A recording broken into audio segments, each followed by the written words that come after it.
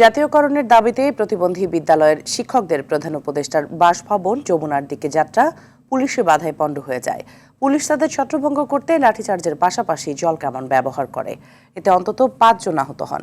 মাধ্যমিক শিক্ষা জাতীয়করণ সহ বেশ কিছু দাবিতে বাংলাদেশ শিক্ষক সমিতির বিক্ষোভ মিছিলও পুলিশের বাধার মুখে পড়ে। খান আলামিনের রিপোর্টে থাকছে বিস্তারিত।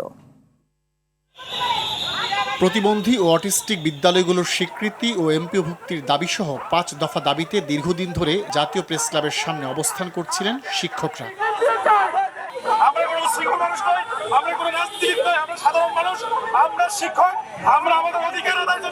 দাবি আদায়ের কর্মসূচির ধারাবাহিকতায় প্রধান উপদেষ্টার বাসভবন যমুনার দিকে পদযাত্রা করলে পুলিশ তাদের আটকে দেয়। কিছুটা এগিয়ে কদমফোয়ারা মোড়ে পৌঁছালে পুলিশ কড়া অবস্থান নিলে ক্ষুব্ধ শিক্ষকরা সেখানেই কাপড় বুড়িয়ে শুয়ে পড়েন। তাদের ছত্রভঙ্গ করতে লাঠিচার্জ করে পুলিশ, জলকামান ব্যবহার করে পরিস্থিতি নিয়ন্ত্রণে নেওয়ার চেষ্টা করে তারা। এতে আহত হন 5 জন। শিক্ষাক্ষেত্রে সরকারি ও বেসরকারি বৈষম্য দূর করার লক্ষ্যে মাধ্যমিক শিক্ষা জাতীয়করণ সহ ঈদের আগে শতভাগ উৎসব ভাতা, পূর্ণাঙ্গ বাড়ি ভাড়া ও চিকিৎসা ভাতার দাবিতে একই স্থানে বিক্ষোভ মিছিল করে বাংলাদেশ শিক্ষক সমিতি। মিছিলটি বিভাগীয় কমিশনার কার্যালয়ে যেতে চাইলে পুলিশ বাধা দেয়। 25 দিন যাবত আমরা এই প্রেস ক্লাবে অবস্থান করছি শুধু জাতীয়করণের আশা।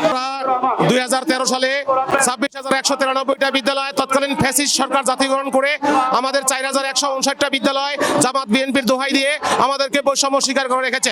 পরে শিক্ষক নেতাদের একটি দল বিভাগীয় কার্যালয়ে গিয়ে কমিশনারের মাধ্যমে প্রধান উপদেষ্টা ও শিক্ষা উপদেষ্টা বরাবর স্মারকলিপি দেয়। খান আলামিন, RTV, ঢাকা।